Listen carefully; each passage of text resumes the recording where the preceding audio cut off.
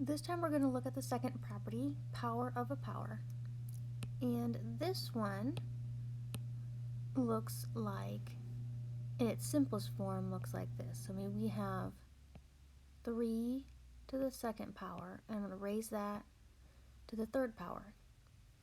So this is telling me that I have 3 squared 3 times. So I've got 3 squared times another 3 squared times a third 3 squared. And then each of those can be written out also. So 3 squared is 3 times 3. I'm multiplying, and then 3 times 3, and I'm multiplying, and then 3 times 3. So I'm breaking each of these 3 squares down into their individual parts. And then I can see that I got 1, 2, 3, 4, 5, 6. So that's 3 to the 6th. And if we look back, we had a 2 and a 3. So what do? We can multiply. 2 times 3 is 6. So multiply the exponents.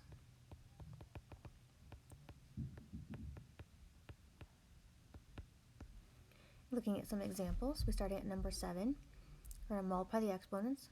4 times 2 is x to the 8th. And you can recognize power of power when I've got on the outside of parentheses another exponent. So same thing here, 4 to the third, raised to the third. So 3 times 3, that makes 4 to the 9th.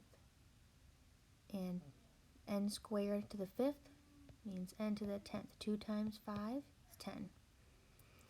And then 5 times 3 makes that 1 to the 15th. 4 times 1 makes that x to the 4th. 6 times 3 makes that c to the 18th. And we'll look at number 13 in a second.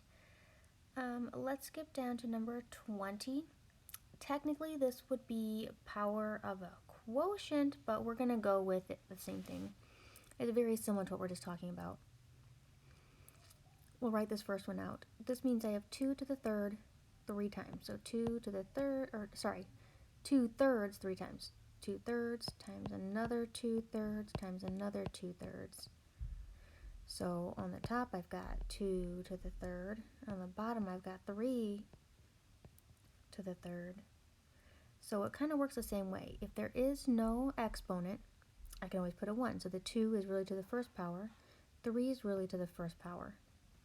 And then we multiply just like we were doing before. 3 times 1 is 3. And 3 times this one down here makes this 3. So that's where we get our 2 to the third times 3 to the third. So same thing on number 21. The exponent on the y is a 1, and the exponent on this 2 down below is a 1. And then we're going to multiply. We're going to multiply the outside exponent times each of the inside exponents. So 2 times 1 makes that y to the second over, and then 2 times 1 again makes that 2 to the second. And then we'll do one more like that. This x already has a second power, but the 5 doesn't, so we'll put a 1 there. And then we're going to multiply the outside exponent times each of the inside exponents.